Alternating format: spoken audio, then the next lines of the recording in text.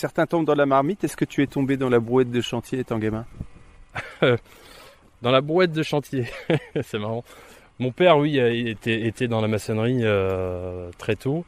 Je lui filais la main le week-end, ce qui me permettait aussi d'ailleurs de passer du temps avec lui, parce que la semaine il était très pris. D'où l'importance de faire la part des choses entre son travail, sa vie associative et sa famille. Donc oui, on peut dire que je suis tombé dedans assez rapidement. Et puis d'une manière plus large, j'ai toujours aimé créer, être moteur. Dans les associations, j'ai fait de la musique, j'ai fait du théâtre, j'ai fait du sport. On avait même créé avec des amis un mini Tour de France. Voilà, cette envie d'entreprendre, ça a toujours été en moi. La graine inspirante, un podcast du réseau Germe. Bonjour et bienvenue aux initiés et aux curieux dans ce podcast par et pour les managers. L'association Germe, réseau de progrès des managers, propose une offre croisée près de chez vous. 2 cycles de formation inspirants, Germe destiné aux managers et cadres dirigeants, et Émergence pour les managers de proximité. Germe, ce sont aussi des événements apprenants et des outils innovants. Aujourd'hui, rencontre avec Jean-Baptiste Dujour. Il a 33 ans, il est conducteur de travaux au sein d'une entreprise de rénovation du patrimoine dans l'ouest de la France et il vient de terminer un cycle de formation Émergence. Il ne souhaite pas être un manager modèle, mais il cherche au moins à faire de son mieux. Jean-Baptiste nous livre dans cet épisode son regard sur les générations et comment les manager. Alors, quelle différence générationnelle a-t-il constaté ? Quelle communication managériale a-t-il dû adapter ? Quelle légitimité s'est-il construite pour s'imposer particulièrement auprès des collaborateurs les plus anciens ? Voici un format inédit sur le chantier, puis un peu plus tard en studio pour une prise de recul sur ses propos 3 mois plus tard. Tout en agrégissant, oui, c'est une vraie raison. Tu fais migrer plus facilement l'humidité sur tes goujons. D'accord. Tu disais tout à l'heure qu'il y a une différence d'écoute entre les générations. Oui, alors moi j'arrive donc du chantier, donc pour les plus jeunes. Du chantier. Donc j'ai commencé à la bétonnière en tant que manœuvre et j'ai gravi les différents échelons. On est passé chef d'équipe, puis après il y a eu ce poste de conducteur travaux et j'ai saisi l'opportunité. Donc pour les plus jeunes chefs d'équipe, il y a une écoute plus importante puisqu'ils me voient plutôt comme un exemple quelque part, même si j'aime pas trop ce mot, mais comme un exemple.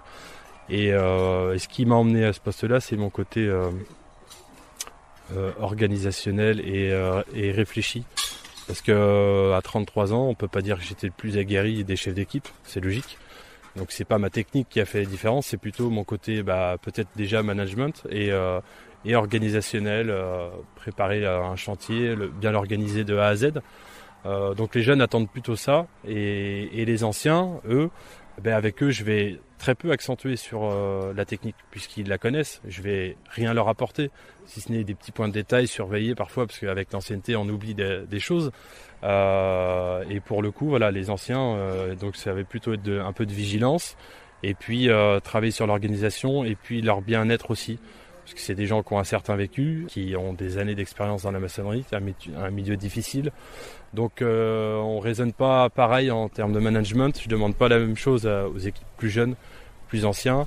Je vais tendance à renforcer les équipes où il y a des plus anciens avec des plus jeunes lors de tâches plus compliquées. Voilà. Quand tu pointes comme ça une erreur auprès d'un cadre, d'un quinquagénaire, est-ce que c'est entendu de la même manière que par un jeune de 25 ans?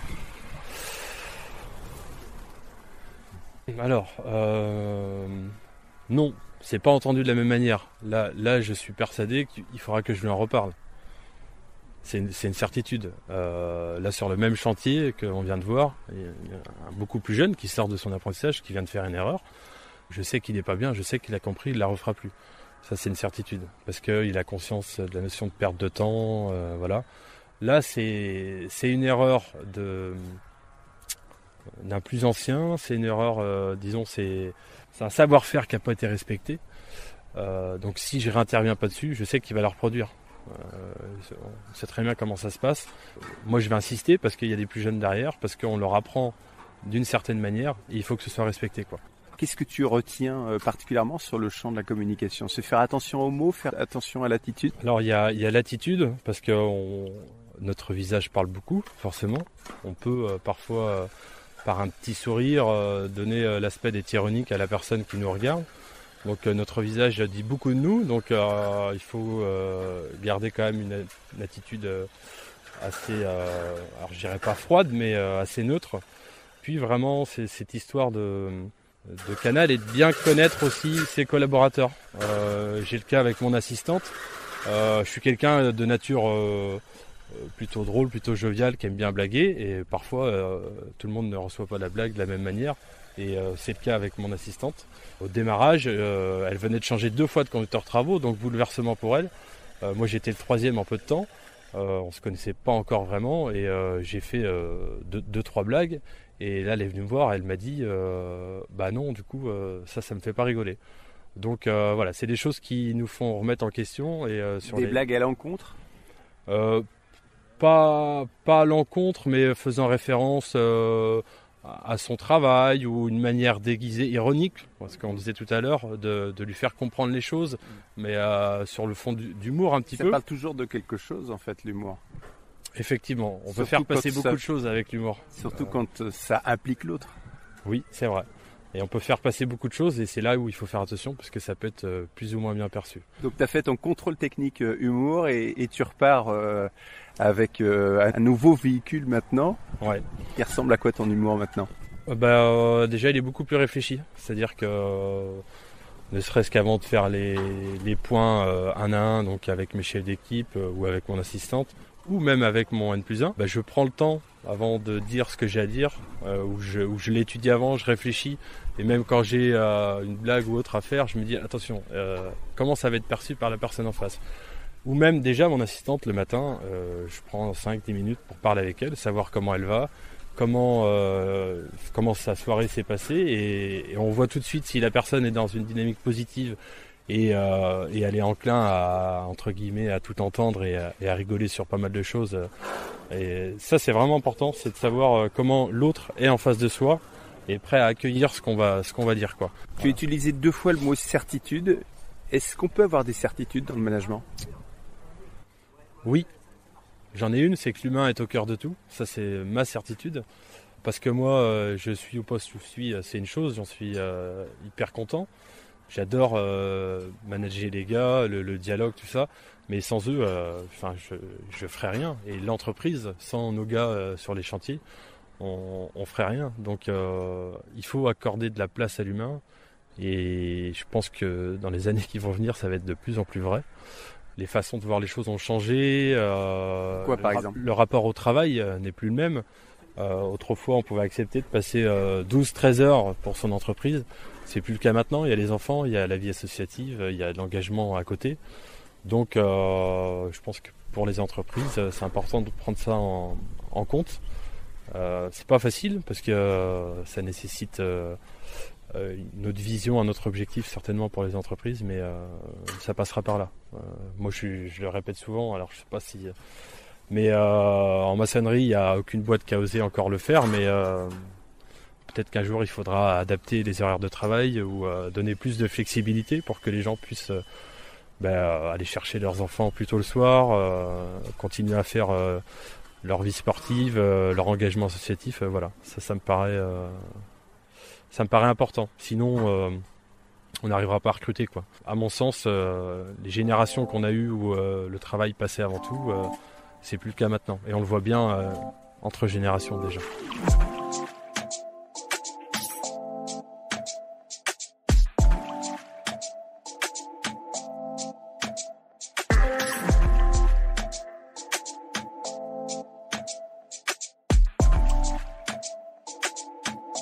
La Graine Inspirante, un podcast du réseau Germe.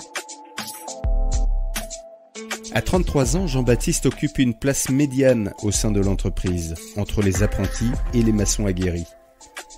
Il ne s'est jamais vraiment interrogé sur la question des générations, jusqu'au jour où il a souhaité prendre des responsabilités. En quoi les quinquagénaires, on va reprendre l'exemple de Damien tout à l'heure, en quoi les quinquagénaires sont inspirants, en quoi les moins de 30 ans sont inspirants, et quel regard tu portes sur ce chassé-croisé de cultures, d'époques, de générations différentes? Les quinquas, ils sont inspirants. Oui, ils sont inspirants. Alors, moi, j'ai travaillé longtemps avec des beaucoup plus vieux que moi, avant d'avoir des responsabilités. Et il y en a un d'entre eux, Jérôme, quand je lui avais parlé de ce poste de conducteur travaux, il me disait, tu sais, avant de vouloir commander, il faut savoir un peu, il faut avoir roulé sa bosse. Et je lui ai dit, peut-être que je suis meilleur à commander qu'à rouler ma bosse sur le chantier. Donc on a échangé pas mal de temps là-dessus. Il m'a appris pas mal de choses sur le chantier, pas mal de techniques, pas mal de savoir-faire, même s'il en a gardé pour lui parce qu'ils ont ce petit défaut-là de garder leur secret. Encore aujourd'hui ? Encore aujourd'hui, ouais. Et cette personne-là, le jour où je suis passé dans les bureaux, il y a eu une coupure nette de communication avec. C'est-à-dire qu'elle me serrait plus la main. Je recevais des SMS pour me dire avant d'apprendre à courir, il faut apprendre à marcher, ce genre de choses, ou il faut pas vouloir voler trop vite de ses propres ailes de peur de se brûler. Enfin, des SMS, voilà, comme ça. Et puis je me suis dit, bon, de toute façon, je sais qu'il m'appréciait bien, qu'on s'appréciait. Le seul problème, c'était que je sois passé dans les bureaux trop tôt, à son goût. Donc j'ai laissé les choses se faire, j'ai continué à lui dire bonjour quand moi je le croisais. Plusieurs fois, il est revenu vers moi. J'ai moi aussi échangé deux, trois petites phrases comme ça. Et puis il y a un moment donné, là, dans l'entreprise, on a remercié les plus anciens avec une médaille du travail. Et donc quand il est descendu du podium, je suis allé le voir et je lui ai dit, écoute Jérôme, je voulais te remercier pour toutes ces années de terrain que tu m'as appris. Enfin, si j'en suis là, c'est grâce à toi. Et voilà, je te l'ai jamais dit, mais donc je me suis livré vraiment à lui. On s'est pris dans les bras. Et depuis, le courant est revenu, quoi. On se redonne des blagues quand on se croise dans les bureaux le matin, lui quand il repart sur les chantiers. C'est une histoire qui parle de quoi ? Je pense qu'il y a une fierté de sa part. Au tout départ, peut-être mal placé, en se disant il fait peut-être ce que moi j'ai pas réussi à faire. Mais au final, moi je dis, je vais plutôt inverser les choses. C'est plutôt grâce à lui que je fais ce que je peux faire maintenant. C'est-à-dire que c'est lui qui m'a donné l'envie de manager, de commander. C'est lui qui m'a donné les savoir-faire, le minimum quand même pour pouvoir commander sur des chantiers. Donc c'est de la transmission. Qu'il le veuille ou non, alors ça n'a pas été peut-être toujours entendu pour lui comme ça, mais c'est de la transmission de savoir-faire et de savoir-être aussi, sa force de caractère. Et c'est une personne qui marquera mon passage, enfin qui a marqué et qui gardera beaucoup d'importance, ça c'est sûr. J'ai l'image d'un Jean-Baptiste un peu pressé de devenir manager, un peu pressé de quitter les chantiers pour prendre un petit peu de hauteur.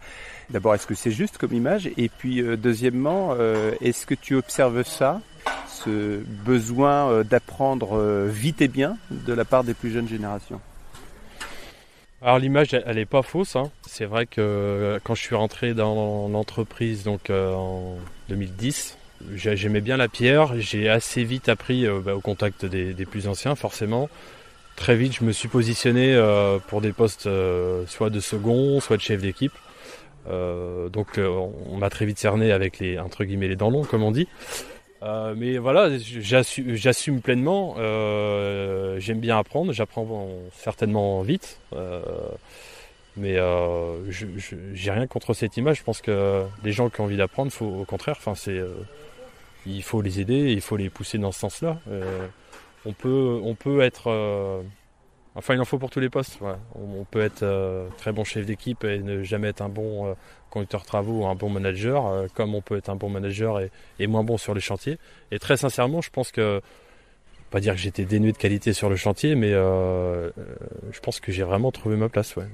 Manager de l'humain, c'est vraiment important. Tu t'es posé parfois la question de ta légitimité dans ton rôle de manager ? Ah oui, au départ, ouais.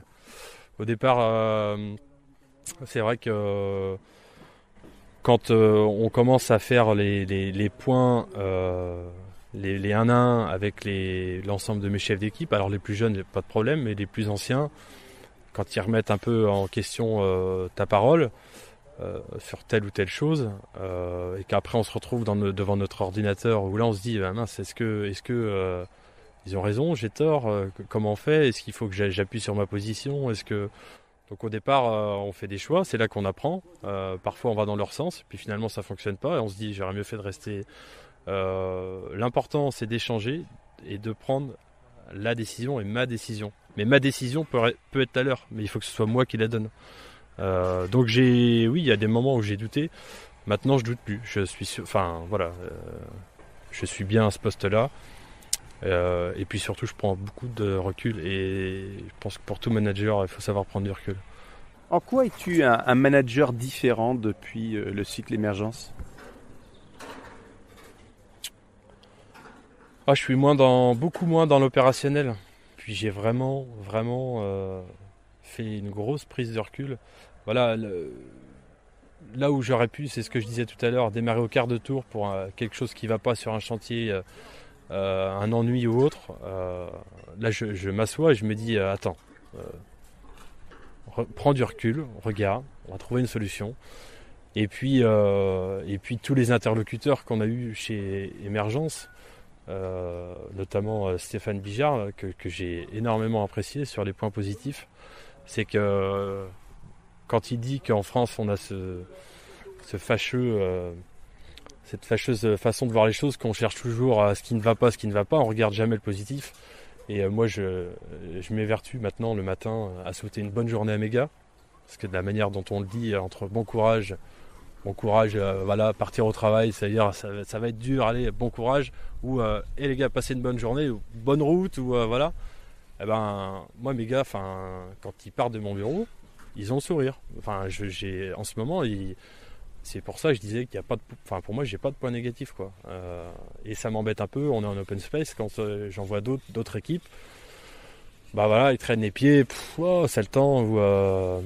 Non, moi j'essaie vraiment d'avoir ce côté positif. Alors oui, on a tous des choses négatives qui nous arrivent, mais essayons de regarder le positif, quoi. C'est tellement mieux, et moins fatigant et moins stressant. La graine inspirante, un podcast du réseau Germe.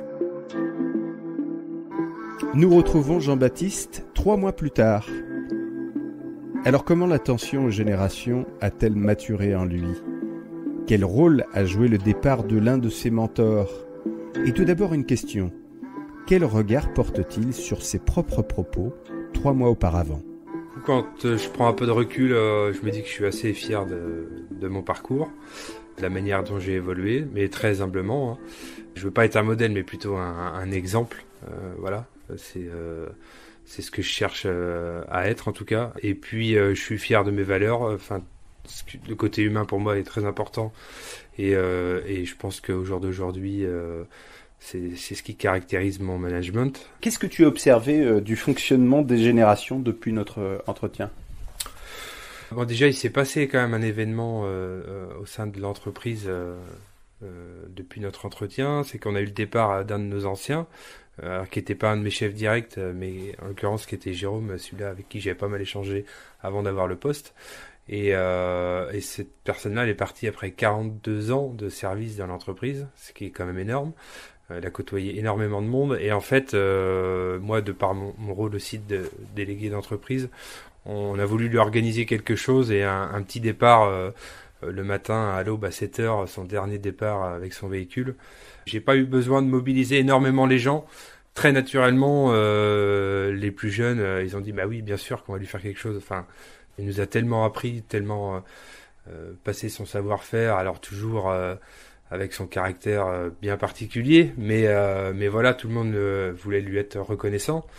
Donc ça s'est fait, on était tous regroupés à une aide d'honneur, à traverser, on avait les fumigènes, un peu de feu d'artifice à 7h du matin dans le noir.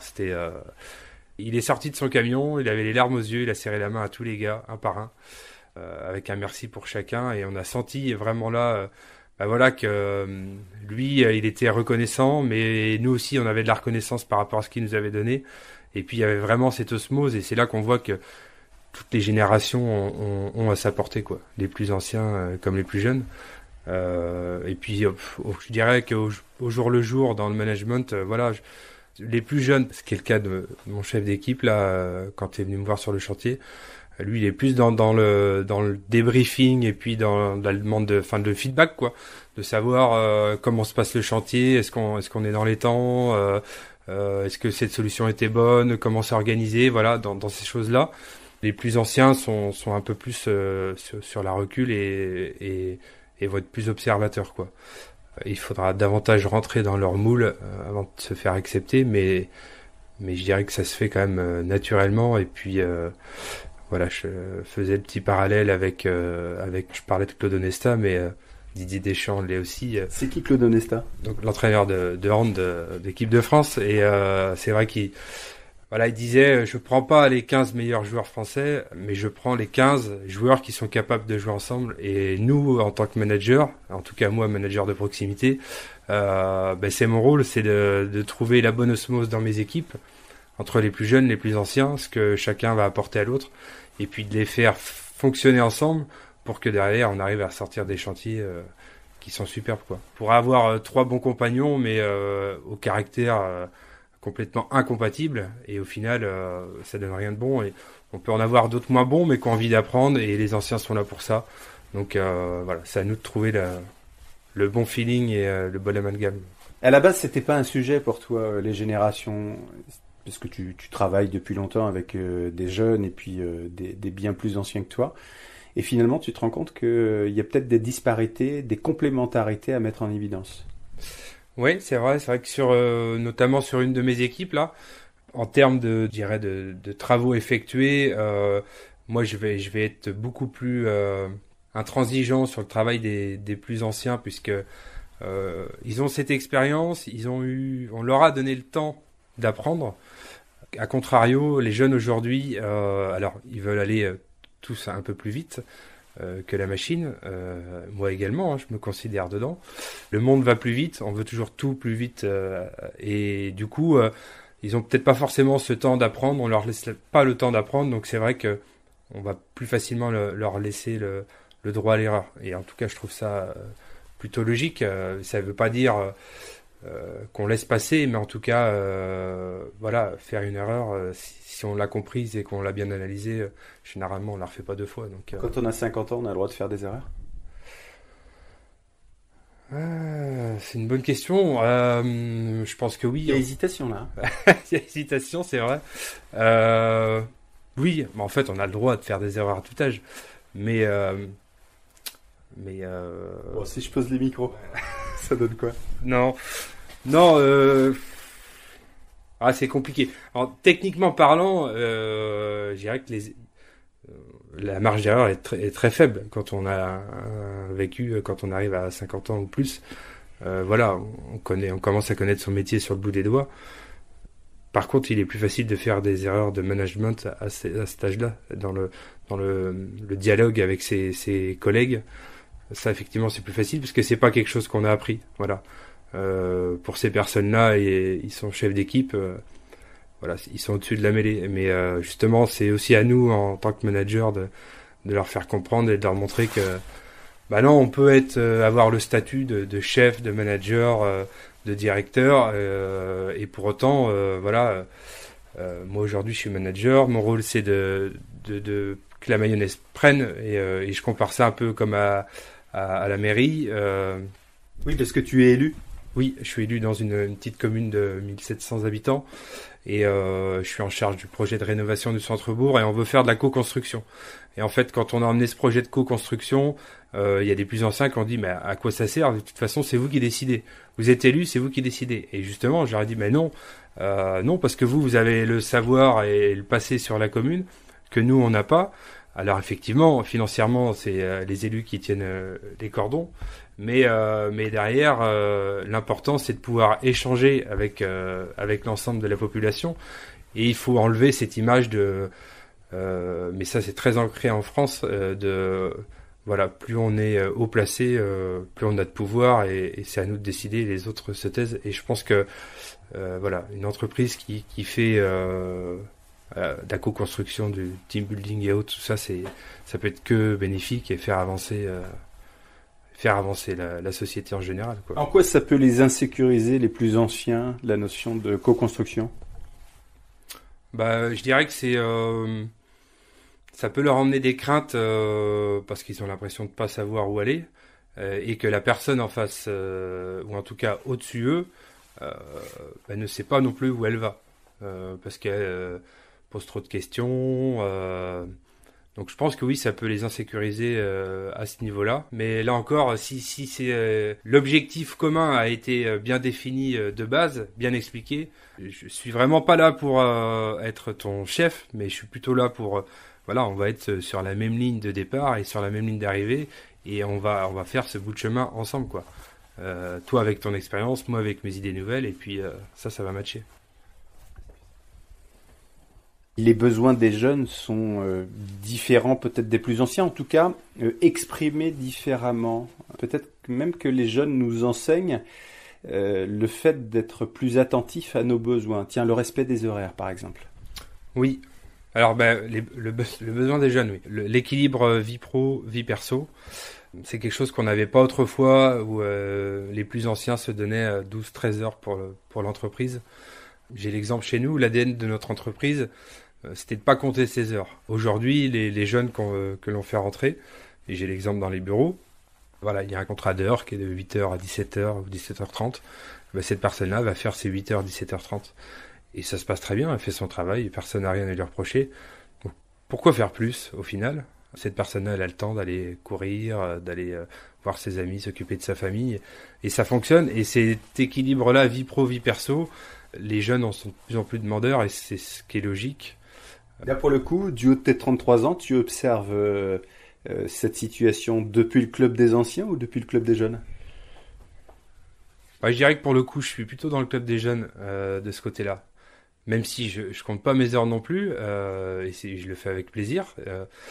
Mais je regarde plutôt ça parce que quand on se libère, ou l'employeur en tout cas le comprend et qu'il peut nous libérer du temps, ça peut permettre à côté, comme moi par exemple, de m'intégrer dans la vie locale en étant élu.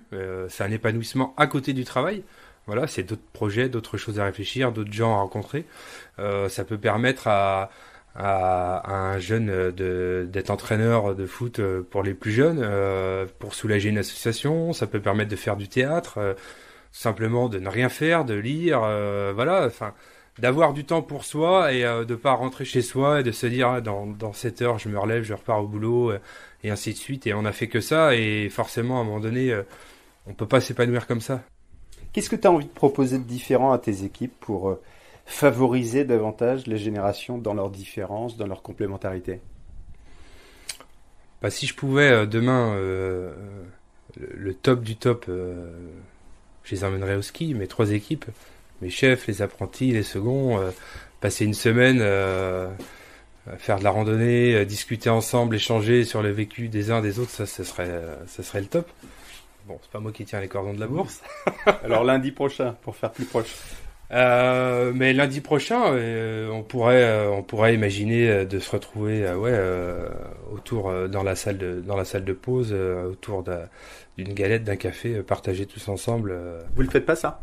Non, parce que en fait, dès le lundi, et c'est là où c'est dommage, c'est que dès le lundi, on rentre dans le flot de la semaine, et donc je prends le temps de discuter, de savoir comment s'est passé leur week-end, mais on voit qu'on est, et c'est le problème de la vie actuelle, c'est qu'on est très vite repris par, il faut aller vite, donc on va tout de suite à l'essentiel. C'est le café qui coule, on le prend, on le récupère, on vient me voir au bureau, on discute. Mais effectivement, il faudrait qu'on prenne ce temps-là pour échanger, se poser, discuter de leur week-end, et puis échanger sur les expériences des uns et des autres sur leur chantier, comment ça se passe. Mieux comprendre, parce que parfois ils peuvent se croiser et se dire tiens, un tel, il débauche plus tôt, tout ça. Donc quand on peut s'imaginer plein de choses derrière si on communique pas avec les gens, et à tort ou à raison. Du coup, ça nous pourrit aussi la tête, le cerveau, nos pensées. Donc le fait d'avoir dialogué avant, d'échanger, de poser les questions, ça nous enlève toutes les pensées négatives, quoi. À quoi tu seras désormais plus attentif dans ton management, ton observation des générations? depuis que j'ai fait ce cycle d'émergence là de 18 mois, alors ça va paraître bête, mais je dirais que moi le matin quand les gars arrivent, peu importe l'âge, le visage parle beaucoup. Moi on me l'a déjà dit plus jeune, et le visage parle beaucoup et bah voilà, quelqu'un qui va avoir un visage assez fermé, je vais essayer d'aller chercher pourquoi, parce que généralement, alors soit c'est perso et il peut le garder pour lui, soit c'est en lien avec le travail. Et l'objectif, voilà, enfin, quand on vient au travail, il faut que la personne se sente bien et qu'elle vienne avec le sourire, ou en tout cas pas la boule au ventre, quoi. Le travail, oui, c'est une chose, c'est ce qui nous fait vivre, mais il faut le faire avec passion, avec plaisir, quoi. Je retiens 3 messages de ces moments passés en compagnie de Jean-Baptiste. Tout d'abord, un manager, c'est un coach sportif, attentif à la compatibilité des personnalités. Ensuite, pour être vigilant aux relations, ouvrez le canal de la communication. Vérifiez la disponibilité de votre interlocuteur. Et enfin, le message de tolérance qui considère que chaque personne, quel que soit son âge et son expérience, a un rôle à jouer au sein de l'entreprise.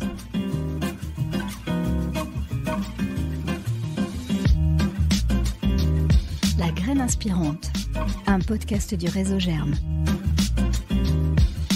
À très bientôt avec Germe pour une expérience d'avance. Bon, on retourne sur le chantier ? Ouais, avec plaisir. C'est quoi le programme là ? Là, le programme des prochaines heures, retrouver une de mes équipes sur un chantier privé. Et puis, je vais leur souhaiter une bonne fin de soirée, parce qu'il sera temps de rentrer. Et moi aussi. Tu fais pointeuse en fait ? Non, je fais pas pointeuse. Ah non, généralement, ils sont toujours prévenus de quand je passe. Je surveille pas le... Respect des horaires ! Non, du tout. C'est pas des maçons, c'est des artistes.